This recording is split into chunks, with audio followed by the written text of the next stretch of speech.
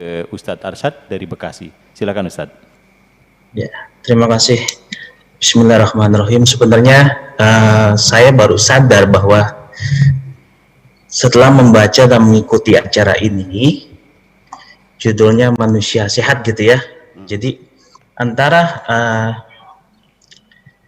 manusia sehat dilihat dari segi psikologi dan dilihat dari segi spiritual agamis, saya baru sadar sekarang ini bahwa saya bertahun-tahun pernah bekerja. Itu ada salah satu yang tadi dibahas oleh Bapak narasumber, maaf saya agak lupa namanya, itu identik dengan mistik ya, bahwa mistik yang saya tangkap tadi adalah hubungan manusia dengan Tuhannya gitu. Nah, saya pernah mengalami dan sebagai bekerja di salah satu perusahaan Amerika gitu ya, bahwa mistik ini ternyata adalah sesuatu hal yang sangat dibutuhkan. Mistik identik dengan hal-hal yang gaib ya, kalau masyarakat umum mendengar bahasa mistik. Tapi saya baru sadar bahwa mistik ini adalah bagian dari manusia sehat. Jadi customer perusahaan saya di sebelumnya itu, di perusahaan Amerika, bahwa mistik ini adalah identik dengan perusahaan yang tempat saya bekerja. Kalau tidak dengan perusahaan itu, bahwa customer tidak merasa happy, tidak merasa bahagia. Jadi sampai pernah ada statement bahwa tanpa perusahaan ini dunia nggak ada isinya. Jadi mistik ini sangat mempengaruhi kehidupan manusia untuk menjadi manusia lebih sehat, untuk berusaha menjadi lebih sehat. Ujung-ujungnya adalah kita happy gitu. Nah, ketika sudah mencapai happy, pasti ujung-ujungnya udah pasti sehat juga gitu ya. Saya juga sangat apresiasi terhadap acara ini. Bahwa saya berharap acara seperti ini bisa skalanya lebih luas lagi. Mungkin dari Pak Kiai Buya Syakur, salam hormat Pak dari saya, kiranya bisa skalanya diperluas, mungkin dari wadah organisasi NU maupun Muhammadiyah. Jadi saya rasa ini sangat penting sekali ya. Jadi identik beragama itu tidak hanya berbicara dengan kitabnya masing-masing, tapi lebih kepada hubungan manusia seperti itu. Ya, hanya itu aja pendapat saya atas acara dari beberapa waktu. Dan wajah ini ya gitu. Terima kasih. Assalamualaikum warahmatullahi wabarakatuh. Waalaikumsalam warahmatullahi wabarakatuh. Terima kasih untuk Ustadz Arsyad. Ini ke Pak Han nampaknya saya tertuju karena tadi juga menyebutkan hal yang mengagetkan buat beliau bahwa mistik itu ternyata bagian dari atau poin penting bagi manusia sehat. Penjelasan lebih rincinya seperti apa tuh Pak Hans? Iya, mistik itu definisi aslinya seperti itu ya. Jadi lebih pada pengalaman religius manusia berhubungan dengan yang terdalam dalam dirinya. Tapi dalam perjalanan itu kadang-kadang bertemu dengan hal goib memang seperti itu. Jadi memang nggak bisa dipungkiri juga bahwa dalam kata mistik itu ada hal-hal goib seperti itu. Dan saya mungkin sekaligus mau meneruskan ini ke Buya dalam bentuk pertanyaan. Saya mungkin keliru karena saya itu banyak baca tentang tasawuf dari literatur Inggris, Buya. Saya nggak tahu apakah ucapan itu benar atau sudah tafsiran. Katanya ada kalimat seperti ini, dikisahkan itu dari Al-Ghazali, katanya hal goib itu memang ada, tapi itu seperti ular yang melengket di baju kita. Jangan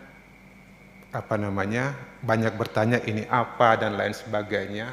Segera lakukan sesuatu untuk menyelamatkan diri dari hal-hal seperti itu. Mungkin ini perlu dielaborasi lagi, diperjelas oleh Buya nanti bagaimana mistik itu kemudian bisa terarah juga ke hal-hal goib. Tapi memang dalam perjalanan spiritual itu bagian yang seringkali ikut serta.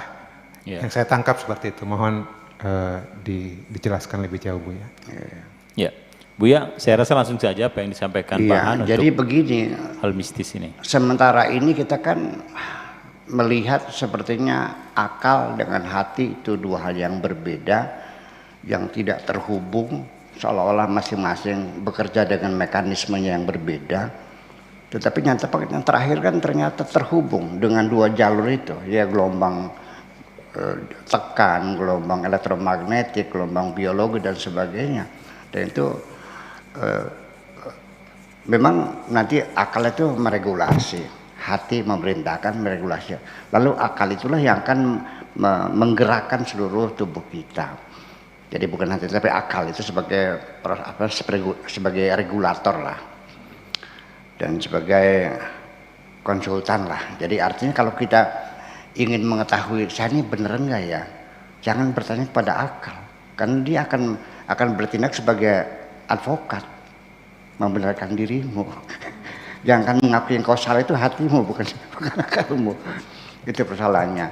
Jadi kemudian juga ini didua dalam beberapa teks Al-Quran sendiri, kitab suci ya, suatu literasi kita, bahwa di dalam akal itu ada akal sebenarnya. Karena di dalam Al-Quran sendiri dikatakan begini, lahum qulubun, ya, lahum a'yunun la yubsiruna biha. Mereka punya mata tapi tidak dipakai untuk melihat. Walahum adhanun la yasma'una biha. Mereka punya telinga tapi tidak dipakai untuk mendengar. Walahum qulubun, dan mereka juga punya hati, la yafqahuna biha, tidak dipakai untuk memaham. Sedangkan memahamkan akal. Jangan-jangan di hati juga akal. Ya. Dan kita sebut dengan sementara ini kan ketika kita mengatakan hatiku sakit, kemana nunjuknya? Sebetulnya kan di sini. Hatiku sakit, di sini sakitnya ini. Yang pusing kepala sungguhnya. Ya, sungguhnya itu. Jadi mungkin saja ini sebagai screen ya dari keduanya itu, interaksi antara hati dan ini. Jadi bisa kita katakan bahwa mistik itu merupakan kecerdasan akal hati yang sifatnya ultra rasional dan ultra natural. Dari mana sumber kecerdasannya itu? Adalah dari kesucian hati itu sendiri. Sebagai contoh, ketika saya pulang dari hutan setelah bertapa 40 hari lamanya, ya bukan meninggalkan maksiat, tetap aja kemaksiatan selalu melekat dengan kita. Kita kan berdosa semua. Ya di hutan pun ya minimal berkuranglah kemaksiatan, karena mata tidak melihat apa-apa, telinga tidak mendengar apa-apa, mulut kita hanya berzikir. Mungkin terjadilah situ hati kita dibersihkan jadi suci. Nah ketika saya pulang di desa Tulungagung, di rumah orang tua, ketika duduk di depan rumah ada orang perempuan berjalan dengan menggendong tangannya, biasa kan begitu orang tua kan gitu. Saya mendengar hatinya ngedumel, hatinya sedang mencaci maki suaminya, enak aja lu waktu melarat mah dengan gue, lekay lu cari yang perawan lagi, kan begitu. Saya kan jadi ketawa sendiri, kok bisa begitu ya? Ya, itu kan tidak bisa dilogikakan, itu tidak bisa dengan logika biasa. Ya, seperti kita menerima sinyal-sinyal ya dari gelombang-gelombang yang supranatural itu tentang sesuatu. Tetapi ingat juga, kita tidak dijamin bisa membaca sinyal-sinyal itu seutuhnya. Seringkali saya salah baca. Sinyal itu ada tapi salah baca. Ya mungkin di hati saya sedang kotor barangkali gitu ya. Pernah suatu hari saya naik Kopaja waktu itu, masih pakai kayu, masih pakai terpal dulu tuh. Ya dulu pakai mikrolet ya. Nah iya kan, di oplet dulu tuh. Pas di Kalimalang, saya masih ingat sampai sekarang. Duduk di barisan paling belakang sebelah kiri, dan kaki saya yang separuh ngantung keluar karena saking padatnya sih, hanya duduk bokongnya aja, kaki nggak bisa masuk, jadi masih keluar. Ada mobil Toyota putih, saya tahu itu mobil mau tabrakan. Ya udahlah, nggak ada urusan mobil itu kok. Nggak tahu bagaimana, untung kaki saya sedang masuk dari bawahnya. Mobil yang saya duga akan tabrak itu nabrak mobil saya. Untung kakinya sedang masuk, kalau keluar bisa putus. Oh berarti saya tidak bisa membaca lengkap. Nah itu kadang-kadang jadi bukan orang itu mengada-ada memang karena tidak bisa membaca lengkap. Dan saya sendiri juga menduga dulu nanti di Indramayu yang tengah, bagian tengah, di daerah Kandang Haur situ, nanti bakal ada pesantren besar, ya, ada madrasah sanawiyah, aliyah, sampai perguruan tinggi, dan akan menjadi pondok besar. Sehingga saya pun terdorong untuk mendukung berdirinya pesantren itu. Dan orangnya kita bina sebagai ke hutan dan sebagainya supaya dia menjadi hebat lah gitu, supaya ternyata yang jadi orang lain bukan dia. Paham misalnya saya? Ya artinya orang lain bukan dia. Jadi saya menebak ternyata bukan ini tokohnya, yang lain. Tapi ya jadi hanya 50% dia tebak bahwa tempatnya iya betul di situ yang akan tumbuh berkembang, tetapi tokohnya saya salah tebak. Nah, begitulah kira-kira. Jadi mistik semacam itu tuh suatu yang ada, yang sifatnya metafisik ya, tidak bisa kita ukur semacam itu. Kalau pengen tahu ya yuk bareng-bareng kita membersihkan hati kita bersama-sama. Pak Profesor Han sama saya ke hutan nanti bisa mengetahui hal-hal yang aneh-aneh semacam itu gitu. Bahkan begini, selama ini kan saya melihatnya kalau jangkrik itu kan bunyinya cerik, cerik, cerik.